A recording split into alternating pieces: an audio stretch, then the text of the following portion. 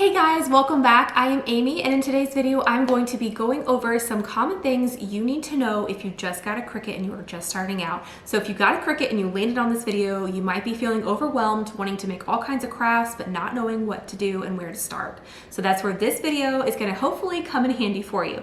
I'm gonna be going over things you need to know, how to get started, and also some common mistakes that a lot of people, including myself, made when I got started that hopefully will help you avoid those mistakes. So if you are new, please be sure to hit that subscribe button down below, and let's go ahead and jump right into how to get.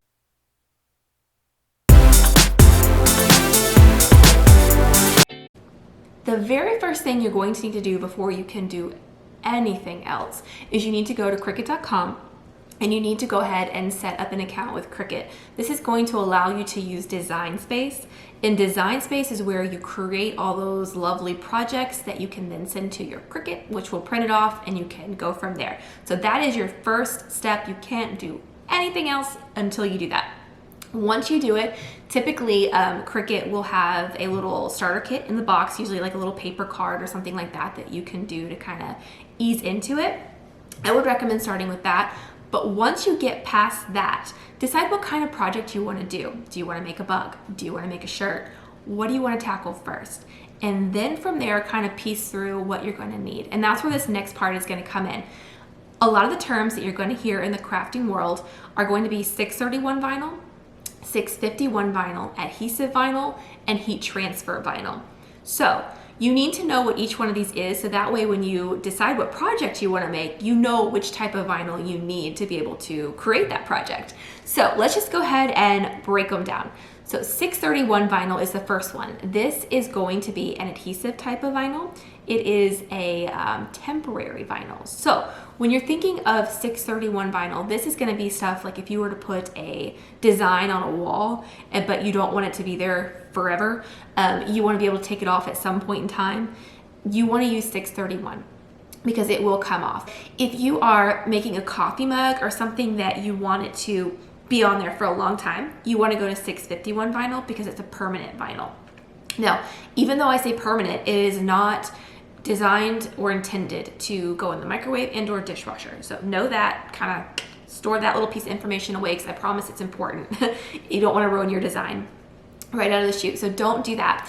But yes, that is the difference between 631 and 651 vinyl. Both are adhesive type of vinyls, but they are different in the temporary and one is permanent. So that you need to know. The next one is a heat transfer vinyl. This is commonly abbreviated and referred to as HTV.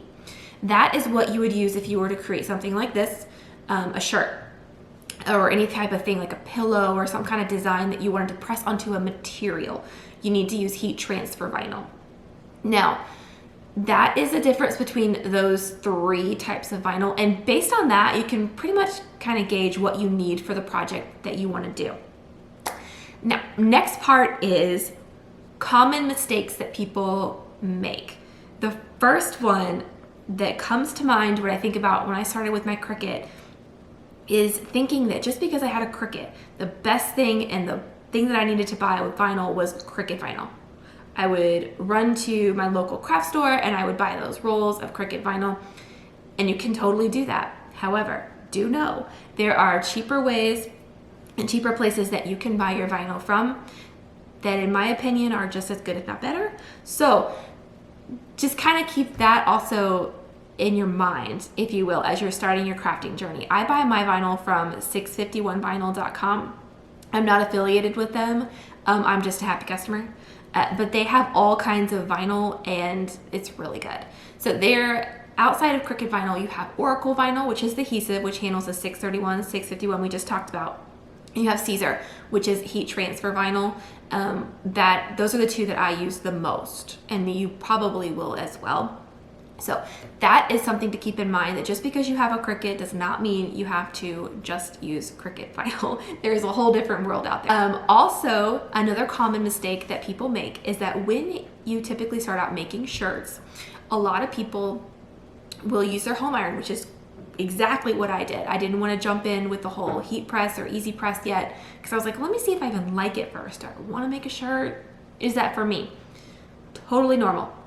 However, do know that if you use your home iron, you need to make sure that you do not use an ironing board. You need a hard, firm surface, such as your dining room table, a floor, something along those lines. Put a towel down as to protect it from the heat. And then that way you can use the pressure. The reason why it is harder to use a home iron versus a heat press is because the heat press will give it the even temperature throughout, as well as the pressure. The iron doesn't quite do that. So because of that, you have to give it a little extra oomph with the pressure, if you will. So definitely use a hard surface. Do not use your ironing board. It will not work. And my next and final mistake that a lot of people make when they're first starting out is not knowing where to buy the blanks that they need or the materials that they need at a good price. So as I was mentioning earlier, there are definitely certain places that you will find that are less expensive and are just as good, if not better. But a lot of times it's trial and error, and you waste a lot of money or a lot of materials along the way. So that's where I'm hoping this is going to help you out. I'm going to tell you what I think is a good idea. Again, personal opinion. Definitely do what is best for you, but I'm just hoping to help you out with this along the way. The first thing as far as saving money when you are crafting is go to the Dollar Tree. Can't say it enough. The Dollar Tree is money, if you will, in the crafting world. So when I say that, check out their glassware section. If you haven't been in the Dollar Tree recently, it's great with their glassware, their mugs, things like that.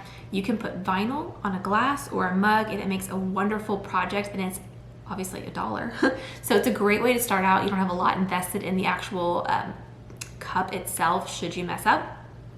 That is something you need to know as far as the blanks for like drinkware, things like that. Shirts, you can obviously go to like a local craft store, Hobby Lobby, Michael's, things like that. We'll keep blank shirts in stock. If you have a little time, you can check out jiffyshirts.com. They will also provide blanks for you if you start doing it in bulk. If you are starting out and just want to do like a shirt here and there, definitely start with just going to Hobby Lobby, seeing if you even like the shirts first, and then kind of going from there. The other thing, like I mentioned earlier, is vinyl. That is probably, I think, the biggest money-saving thing that you can really do right off the bat, is just knowing that you have options when it comes to buying you different things with the Cricut. Piece it together, find out what works best for you, but know that there are things that are definitely doable that can make your crafting dollars go so much further. So especially if you're crafting on a budget, keep these little tidbits in mind. If you are new, please be sure to ask any questions that you have. I am always here. I love to create these videos. This is what I do as a hobby, so please be sure to drop any questions down below. I would love to help you in any way that I can. Join the Facebook groups as well. They have lots of crafting groups out there. Check out Cricut Facebook groups. You would be surprised. You can get a lot of ideas. You can ask a lot of questions through there. The company I mentioned earlier, 651vinyl.com, they also have a Facebook group. This is all just stuff that I wish I had known when I had started out, things I wish I would have, like I said, known, or mistakes I could have avoided. And I hope you found it helpful. If you did, please be sure to give the video a thumbs up and subscribe to my channel. And thank you guys for watching, and have so much fun with your Cricut. I really think you're going to enjoy it.